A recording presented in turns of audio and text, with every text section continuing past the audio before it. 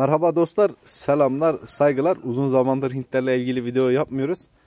Şöyle güzel bir video yapalım dedik. Birkaç tane de güzel soru var. Onların cevaplarını vereyim sizlere. Uzun bir zamandır Hintlerle ilgili video yapmıyorum. Sebebini söyleyeyim. Tavuklarda problem var. Tavuklar hiyerarşi mücadelesi veriyorlar kendi aralarında. 5 tane tavuğumuzu kaybettik. Hatırlarsanız Brezil kızımız vardı. Bu şov yapmaya başladı artık. Liderliğe oynuyor. İster istemez de ortalık piyasa karışıyor. Tüylerini temizleyen tavuğumuz da kör. Onu da keseceğim bir iki güne kadar. Bakın bana bakan gözü kapalı. Bu gözü değil bakın. Şu gözü kapalı. O da ne yazık ki sürtüşmelerden dolayı kör oldu. Gözünün birini kaybetti. Genelde bizim kış ayları böyle sessiz ve sakin geçiyordu. Artık öyle geçmiyor. Biraz alttan gelenler üsttekileri zorluyor. Yani bu kaliteden, güzellikten dolayı. Birkaç tane daha böyle yaralı vardı. Onları yeni iyileştirdim. Gözden ırak tutmaya çalışıyorum yani anlayacağınız. Biraz nazardan, gözden, pis nefisten uzak dursunlar diye kısa bir süre video yapmadım ama gelen istekler, talepler üzerine de güzel bir video yapmak istiyorum şimdi. Liderimiz buydu. Bunun da yüzüne bakarsanız buydu diyorum çünkü kaybetti liderliği. Ayağının birinde hafif bir aksaklık var. Yüzü de yeni düzeliyor zaten. İyiler yani sağlık olarak iyiler ama sürtüşme olarak sıkıntı yaşıyoruz. Maşallah sana. Şimdi bu aylarda genelde yetersiz beslenmeden dolayı tavuklarda perde atması, yumurta yapmaması ya da yumurta kabuğunun ince olması ya da boynu dönen horozlar, horozlarda halsizlik gibi sıkıntılar yaşayan arkadaşlar var. Bunların hepsi genel olarak yetersiz beslenmeden kaynaklanıyor. Genelde kış aylarında hayvanlar içeride kaldığı için beslenmeden yana biraz sıkıntı, darlık çekerler. Bu halsizlik olur. Yumurta yapmazlar, yumurtaya başlamazlar. Yumurtaya başladılarsa kabuğu ince yumurtalar atarlar ya da perde atarlar. Ya da bu horozların özellikle horozlarda da eklem bozukluklarına neden olur. Boyun dönmesi yine tavuklarda da olabilir. Boyun felci, geçici aslında bunlar kısmidir. Bunların hepsi yetersiz beslenmeden kaynaklanıyor. Yumurta yapmayan tavuklar, yumurta kabuğu ince olan tavuklar ya da perde atan tavuklar için size güzel bir şey anlatayım. Bu üçüne tek bir çözüm olsun bu. Eğer yumurta alıyorsanız yumurtaların kabuğunu kesinlikle tavuklara geri dönüşüm olarak verin. Bu birincisi. İkincisi aldığınız vitaminlerin içerisinde kalsiyum değerleri yüksek olan, biliyorsunuz yumurtanın kabuğu kalsiyumdan oluşur büyük bir kısmı. Geri kalan da vitamin mineraldir. Biz ne kadar kışın iyi beslersek besleyelim. Maşallah sana. Bunu içeriye alayım mı başka bir horoz getireyim isterseniz. Horozu kaldırdım, yanlış anlamayın. Gerçekten insan tereddüt ediyor biliyor musunuz? Gözü var, nazarı var. Kullanacağınız vitaminlerin içerisinde kullanacağınız özellikle vitaminlerin içerisinde kalsiyum, E vitamini, bunlara özen gösterin. Olsun vitaminlerin içerisinde artı ekstra olarak hayvanları güneş ışığına çıkarın. Yani dışarıya salıverin gitsinler. Bugün şu anda eksi 12 derece. Tavuklarımızın hepsi dışarıda yiyip dışarıda gezip dolaşıyorlar. Çünkü kumdan topraktan faydalanmaları lazım. Ekstra olarak güneş ışığından da faydalanmaları çok önemli. Perde atan tavuklar için güzel kalsiyum, vitamin, mineral desteği yapın. Yumurta kabuğu ince ise tekrar kalsiyum, vitamin, mineral. Yumurta yapmaması da şöyle bir şeydir. Hayvan henüz kendini hazır hissetmiyordur. Onun için yumurtaya başlamamıştır. Ya da vücudundaki rezervlerde bir açıklık vardır. Tekrar yumurta yemiyle vitamin, mineral bu şekilde desteklerseniz 15-20 güne kadar yumurta yapmaya başlar. Vitamini, minerali, probiyotiği bunları kesinlikle kış aylarında eksik etmeyin. Özellikle kış aylarında sularının içerisine bir miktar kaya tuzu katmayı, ilave etmeyi de unutmayın. Biliyorsunuz doğal kaya tuzlarında mineral değerleri çok yüksektir.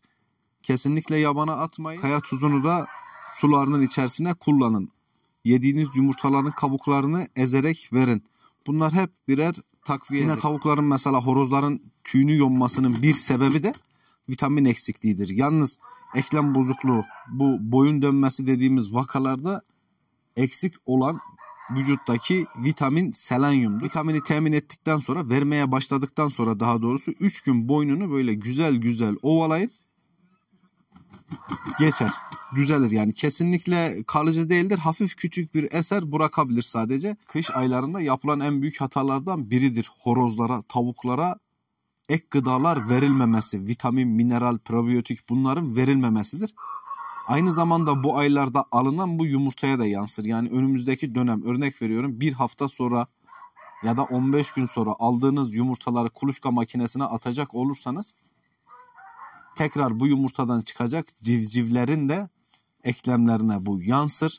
Sakat civcivler doğmaya başlar, eksik civcivler doğmaya başlar. Yumurtada erken embriyo ölümü olmaya başlar. Kuluçkaya atarsınız, 7. gün oluşum tamamdır. 7. günden sonra yumurtanın içerisindeki canlı yani embriyo ölmeye başlar. Bunlar hep anaçların, anne babaların vitamin eksikliğinden kaynaklanır ve size sorun yaratmaya başlar. Horozlarda ve tavuklarda aynı durumdur bu. Yani mesela horozlar da tüy yiyebilir, tavuklar da tüy yiyebilir. Bu tekrar mineral eksikliğiyle kaynaklanır. Bunda dediğim gibi kaya tuzuyla ekstra güzel bir vitamin, mineral, bir probiyotik takviyesi yaparsanız bunların hepsi geçici durumlardır. Buna yumurta yeme de dahildir. Çünkü hayvan neden yumurta yiyor? Vücudundaki eksikleri yumurtadan tamamlamak için. Mesela bir horozla bir tavuğu yan yana koydunuz. Bunlardan yumurta alacaksınız. Horoz da tavuk da yumurtayı yiyorlar. Size zarar veriyorlar. Bu eksiklikten kaynaklanıyor. Bu da kuma yatacak. Bu kuma yatmasın, bunu da içeriye alayım. Bu tarz ufak rahatsızlıkların tedavileri basittir. Sadece kış olduğu için dışarıdan yeterince gıda temin edemediği için hayvan da rezervden kullandığı için açıklıklar oluyor. Açıklıklarda ya yumurta yapamıyor, ya yumurtayı dizemiyor, ya perde atıyor, ya kabuğu çok ince oluyor. Yani tam tamamlanmamış. Bunları da tamamlamaları için desteğinize ihtiyaçları var. Yani bize bağlılar. Biz nasıl bir bakıcıysak aynı şekilde bir doktoruz da bunlar için. Bunların ilaçlarını, takviyelerini, vitaminlerini hepsini temin etmemiz lazım. Mesela kış ayında en güzel takviyelerden biri B12'dir. Horozu zinde tutar, tüylerini parlak tutar. Bunlar çok iyidir. Mesela sularına kattığınız, az önce dediğim gibi, bir parça tuz bile mineral açısından çok geniş, yani çok güzel bir şekilde hayvanınıza destek sağlar. Keyifleri yerinde. Aynı zamanda keyifsiz horozlar, halsiz horozlar ya da keyifsiz tavuklar, halsiz tavuklar, bunlar yani enerji fazla olmadığı için, vücutlarında enerji az olduğu için keyifsizler, halsizler, bakım düşüklüğü. Yani bunlar hayvan tamam, ama düşünün ki bir insana her gün ekmek yedirdiğinizi düşünün. Yani o insan ne kadar keyfi yerinde olacak, ne kadar iyi olacak. Çeşitli gıdalarla beslenmesi lazım. Bunlar da öyle. Mısırıdır, buğdasıdır, yulafıdır, aspiridir, çekirdeğidir, maş fasulyesidir, fiidir. Ben size bunların isterseniz yemini getireyim, bak tekrar göstereyim. Görüyor musunuz? Çeşit çeşit. Fi var, aspir var, maş fasulye var, çekirdek var. Sessiz ol biraz.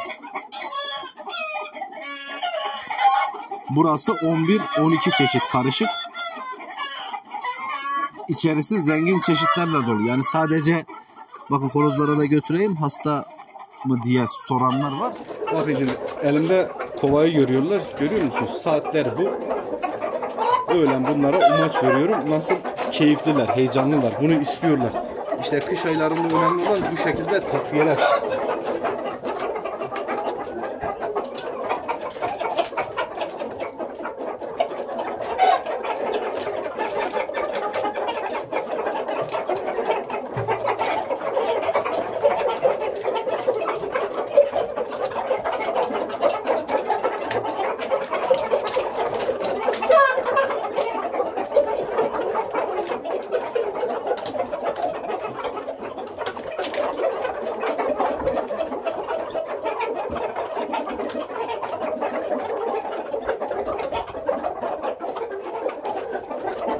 Bu kovayı tavuklar bile tanıyorlar.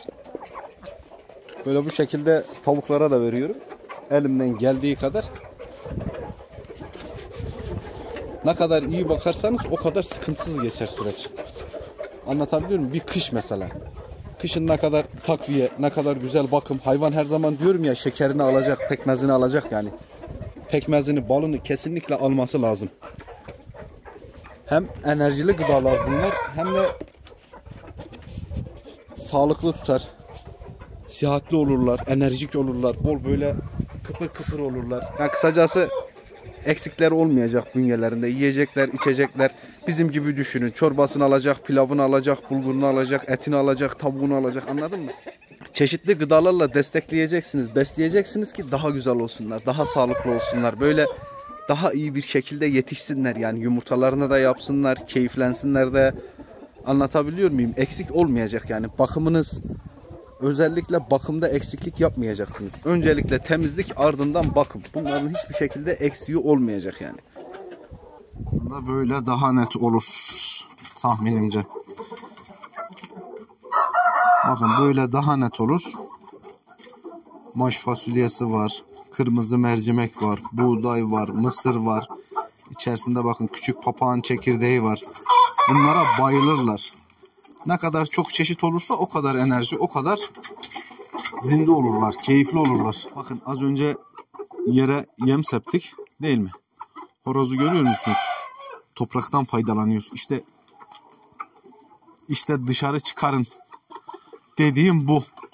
Bizim verdiğimiz bir yere kadar. Yani bunların topraktan aldığı, kumdan aldığı, taştan aldığı, doğadan aldığı daha doğrusu bizim verdiğimizle eşdeğer olamaz.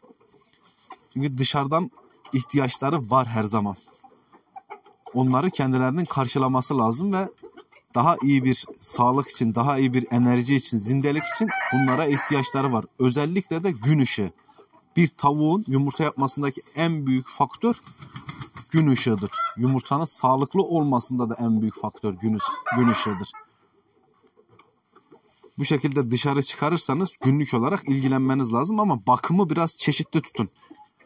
Ekmek yiyen bir insanla, her gün ekmek yiyen bir insanla, doğru düzgün beslenemeyen bir insanla, öğününü iyi tutan, kaliteli beslenen bir insanın arasında büyük farklılıklar var. Bunlar da öyle işte. Ne kadar bol çeşit, ne kadar gıda, ne kadar vitamin, mineral, takviye, bunların hepsi canlıyı ayakta tutan yegane temellerden biridir yani. İyi bakılırsa, ilgilenilirse o kadar da güzel olur. Vücuttaki rezervler ne kadar aşağıya inerse hayvanın performansında da o kadar düşüklükler olur. Ama rezervler ne kadar tavan yaparsa, ne kadar iyi bir şekilde böyle çeşitli, kaliteli beslenir, bal yerse, pekmez yerse, şekerini alırsa, gıdasını alırsa, dört dörtlük kaliteli bir şekilde, sağlıklı bir şekilde yaşamını, hayatını sürdürür. Siz de bu arada keyif edersiniz. Bu şekilde sıkıntılarla da karşılaşmazsınız. Umarım video faydalı olmuştur. Şimdiden iyi seyirler dilerim. Unutmayın, ne kadar iyi yerlerse o kadar zinde, ne kadar iyi bir şekilde takviye alırlarsa da o kadar keyifleri yerinde olur. Şimdiden iyi seyirler dilerim. Bir sonraki videoda görüşmek üzere. Selamlar, saygılar olsun. Görüşmek üzere.